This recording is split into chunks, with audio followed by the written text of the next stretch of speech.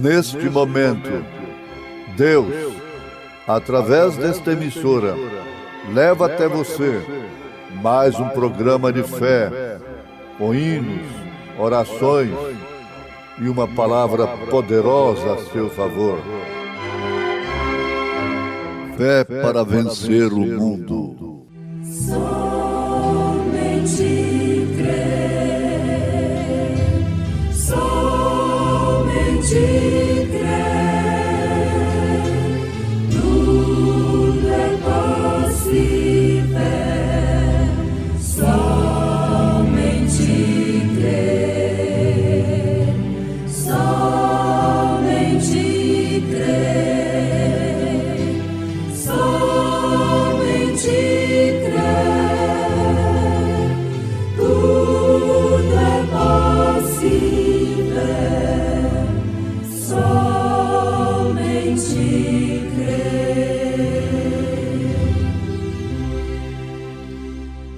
Filipe achou Natanael e disse-lhe: havemos achado aquele de quem Moisés escreveu na lei e os profetas, Jesus de Nazaré, filho de José.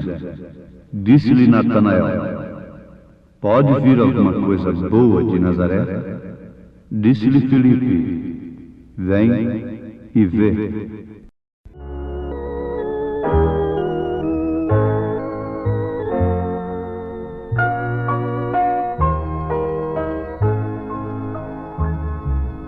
Há uma expressão muito linda que sai de dentro de minha alma. Cantam meninos e moços, e até os anciãos cantam. Todos aqui já conhecem a expressão que eu canto.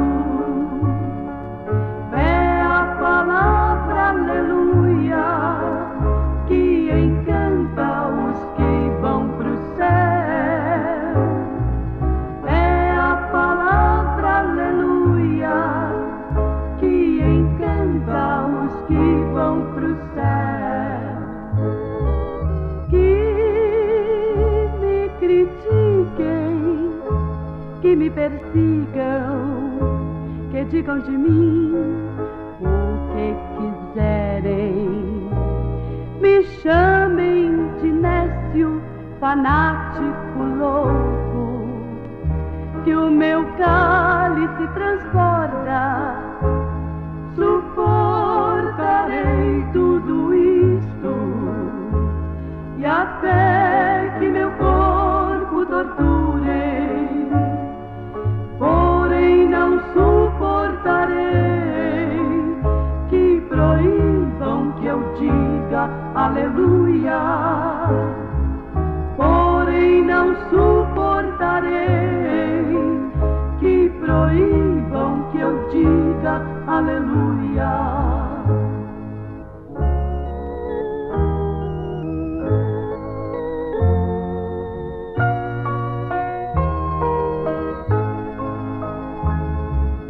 Quando em tristezas na vida, no meio de tanta amargura, saia de dentro de minha alma com força um aleluia. A tristeza se desfaz toda a amargura, porque é como um mel de doçura, o aleluia. Porque é como um mel de doçura, o aleluia. Que me critiquem, que me persigam, que digam de mim o que quiserem. Me chamem de nécio, fanático, louco, que o meu cálice me transborda, suportarei tudo isto, e até que meu corpo torturem, porém não suportarei que proíbam que eu diga aleluia. Porém não suportarei que proíbam que eu diga aleluia.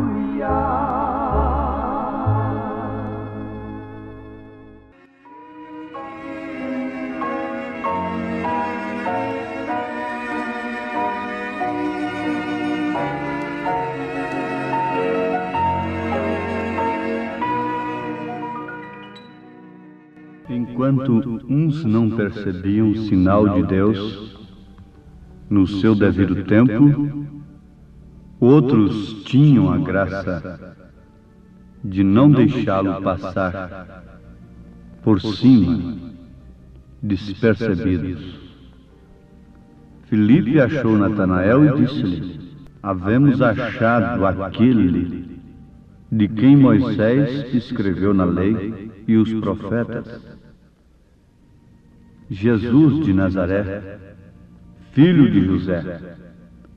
Disse-lhe Natanael: pode vir alguma coisa boa de Nazaré? Disse-lhe Filipe: vem e vê. Filipe estava fazendo uma obra um tanto extraordinária pelo Espírito Santo, porquanto ele não queria para si mesmo, com egoísmo, não é? Aquilo que ele tinha visto, mas ele queria notificar aquilo, anunciar aquele sinal para outros. Naturalmente ele não fez uma grande campanha, mas ele foi dirigido pelo Espírito Santo. Esse é o verdadeiro evangelista, é o verdadeiro evangelismo. Ele não fez um derramamento de panfletos, de faixas e demais coisas, mas ele foi dirigido pelo Espírito Santo naquele evangelismo. Amados, o assunto que nos prende nesse instante é justamente este: é que homens que deveriam apontar o Messias para o povo não fizeram. Pela lógica, deveriam ser os sacerdotes, porquanto eles estavam na frente do povo, espiritualmente falando. Então, não podia ser outros que viessem a fazer aquilo, apontar o Messias e mostrá-lo ao povo, mas sim os sacerdotes. Mas eles não fizeram. Eles estavam tão estabelecidos na letra, no que eles liam acerca do Messias, e em toda a tradição, e entrando no templo todos os dias.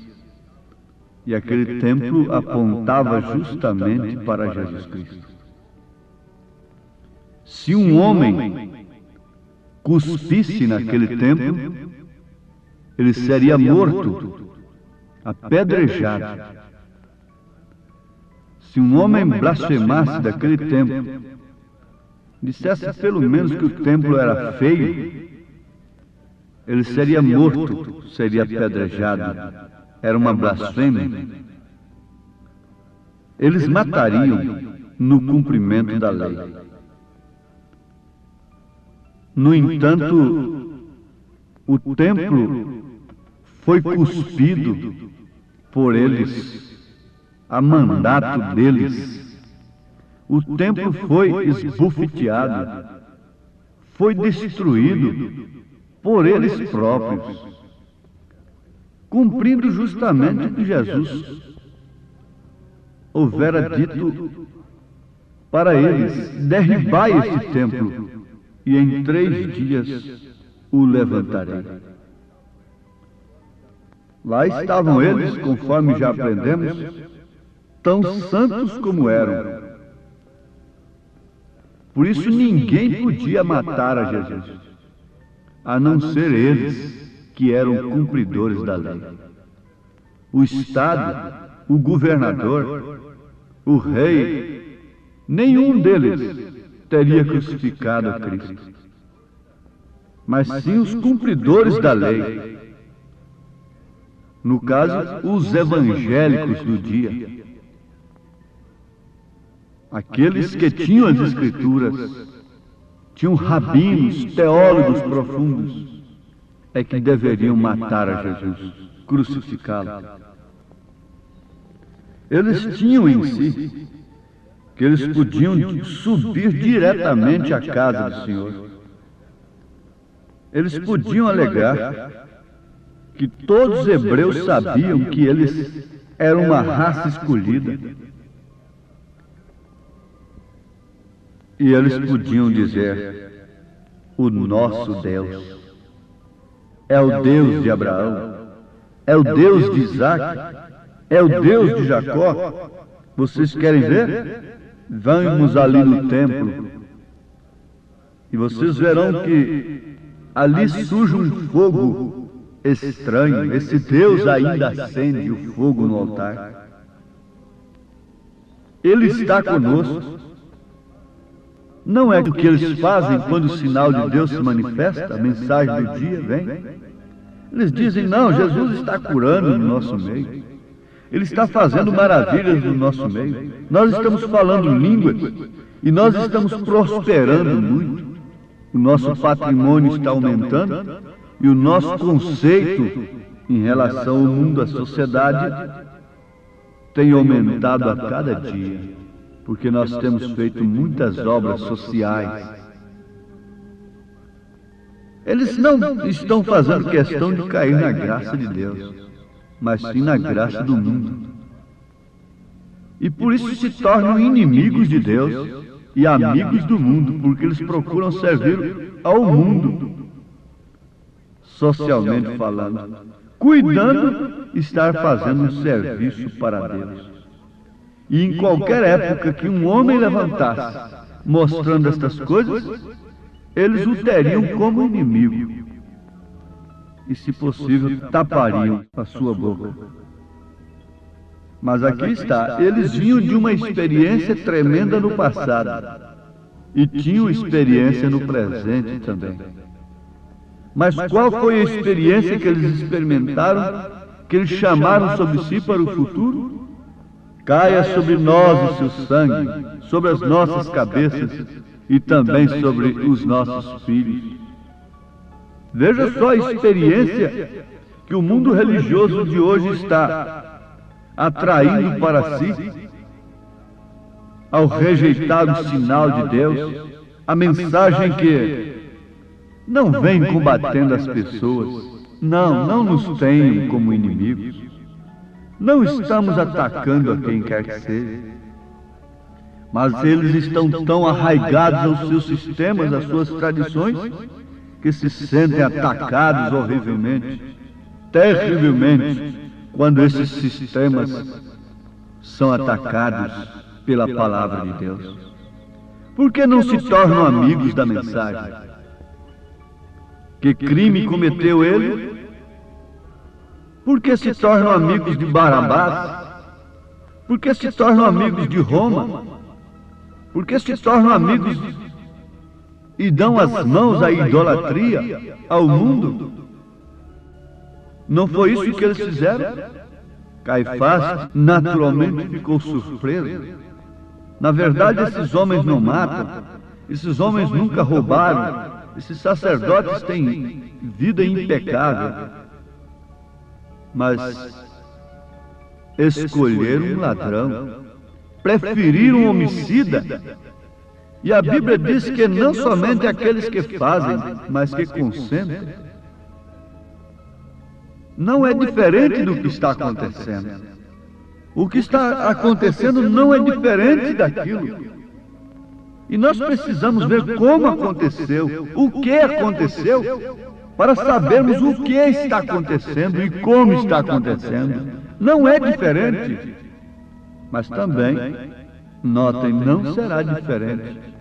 O juízo, a experiência que eles estão chamando sobre si. Não querem ter uma experiência com Deus. Não querem sofrer. Não querem ser expulsos da sinagoga, como os pais daquele homem que tinha sido cego tanto tempo, desde seu nascimento. Eles não querem ser expulsos da sinagoga. Não querem ter uma experiência agora.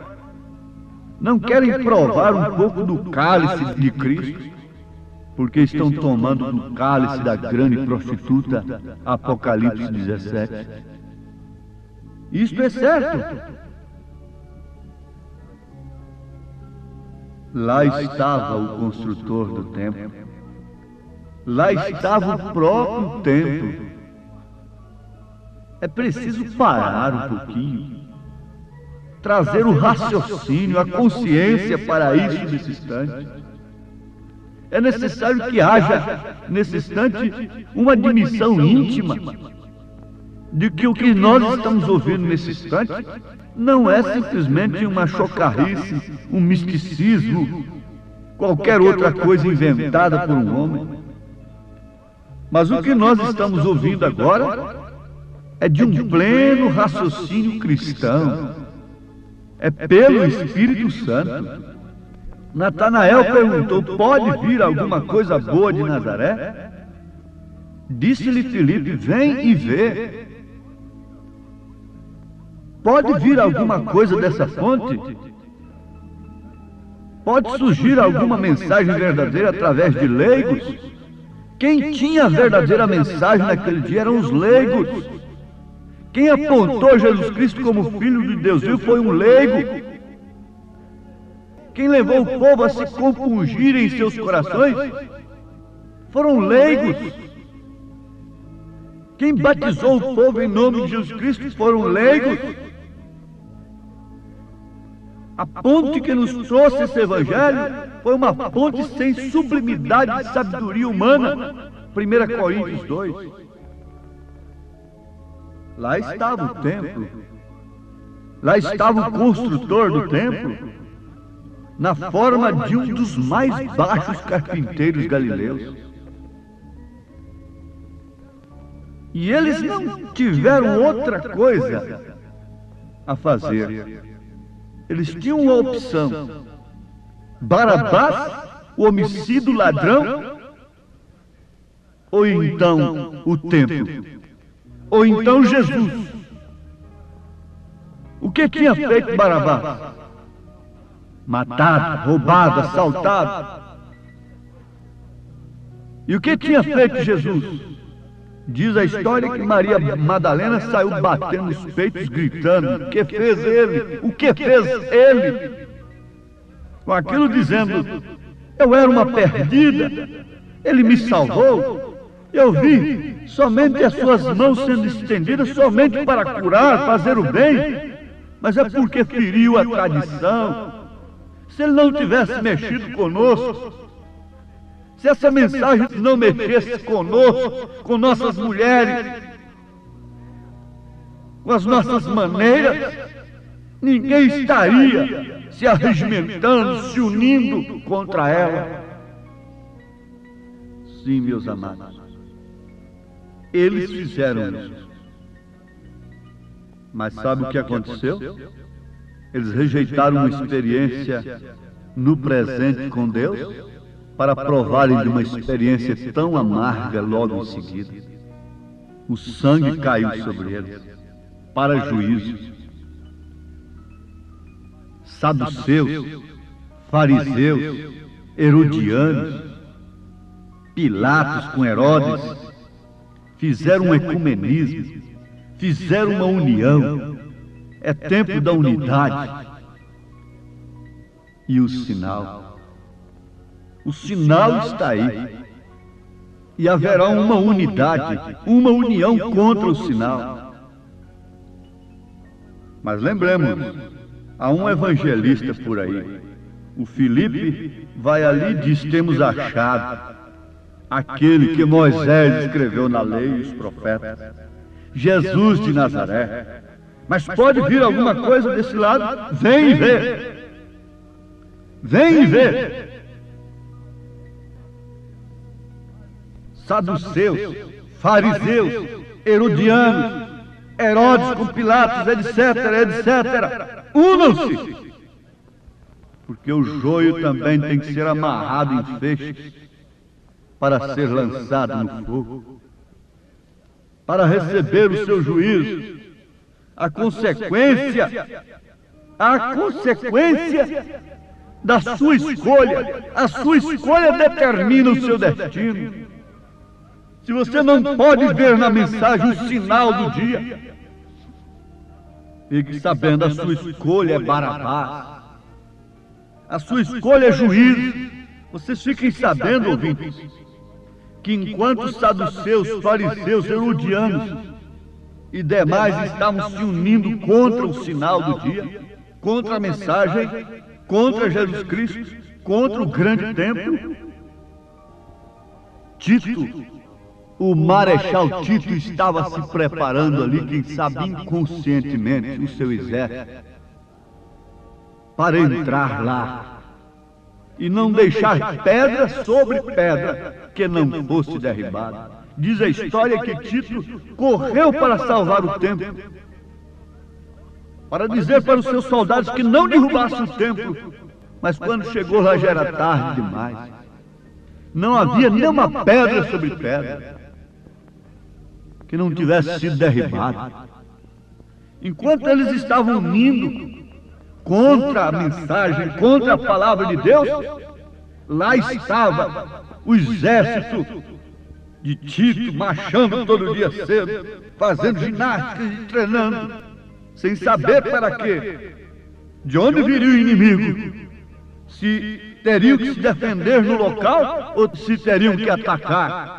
Mas logo em seguida o dedo de Deus indicou: é lá, é lá. O juízo virá sobre esse mundo que tem rejeitado a palavra.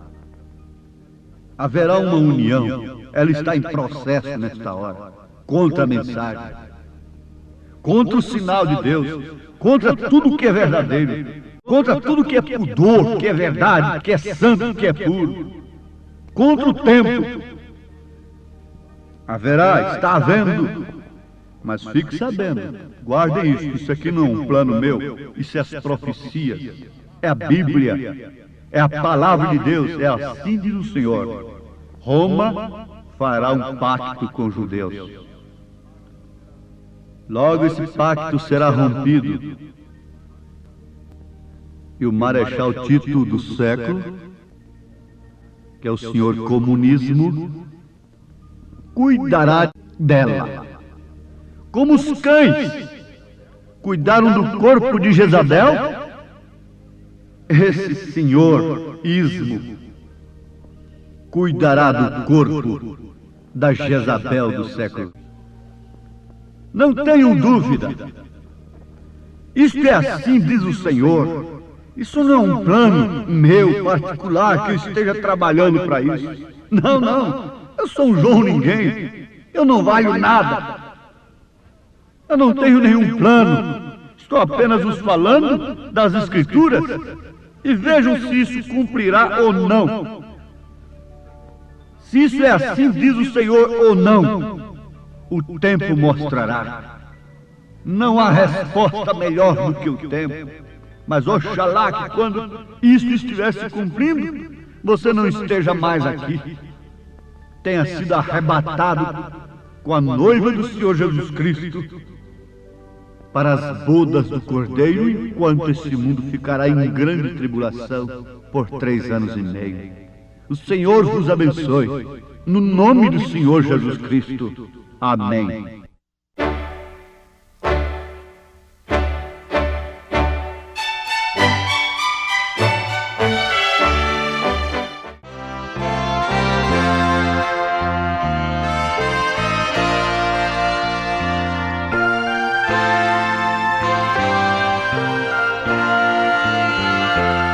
Se eu tiver Jesus ao lado e por Ele auxiliado, se por Ele for mandado a qualquer lugar irei, seguirei a meu bom mestre, seguirei a meu bom mestre, seguirei a meu bom mestre, onde quer que for irei.